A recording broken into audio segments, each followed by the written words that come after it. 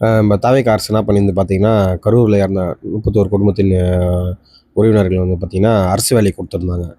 இத வந்து மதுரை அ நீதிமன்றம் வந்து இத ரத்து பண்ணிட்டாங்க.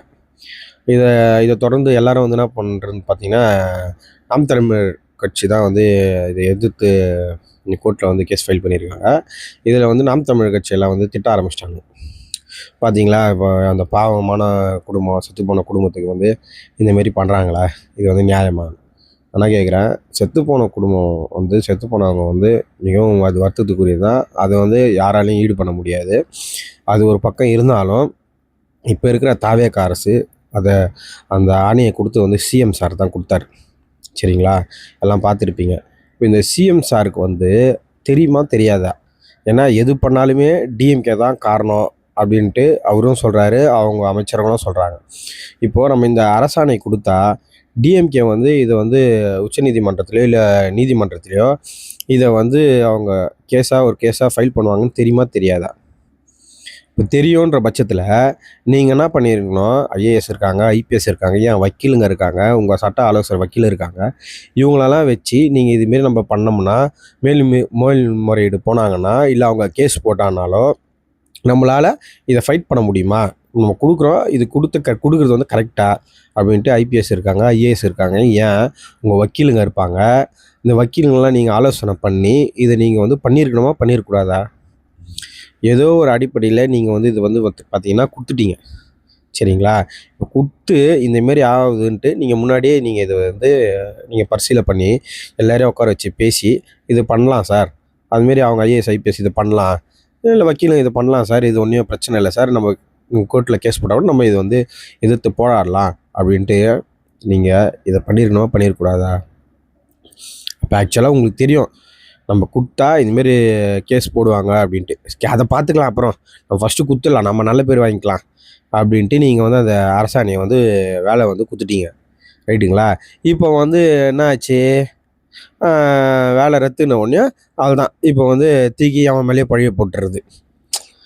புரியுதா? இப்ப நீ நல்லவனா காட்டிக்கிட்டு எவன் மேலனா பழிய போடுவ. ஆ நீ ஒரு வந்து இப்ப நீ சாதாரண ஆள் கிடையாது. நீங்க ஒரு சிஎம்மு. சிஎம் வந்து இதெல்லாம் ஆலோசனை பண்ணாதயே எல்லாம் எப்படி தூக்கி குடுத்துருவாங்களா? என்ன சாக்லேட்டா இது? சொல்லுங்க. அந்த குடும்பம் ஏற்கனவே பாதிக்கப்பட்டிருக்கு. கரெக்ட்டு பாதிக்கப்பட்டிருக்கு தான். இந்த பாதிக்கப்பட்ட குடும்பத்துக்கு நீங்க குடுக்குறது கரெக்ட்டா போய் சேரணும். கரெக்ட்டா இருக்குமா? இல்லையான்ட்டு நீங்க 10 வாட்டி செக் பண்ணவா? செக் பண்ணக்கூடாதா? சொல்லுங்க. நீங்க ஆட்சியில இல்லனா கூட பரவால்ல. நீங்க ஆட்சியில தான் இருக்கிறீங்க.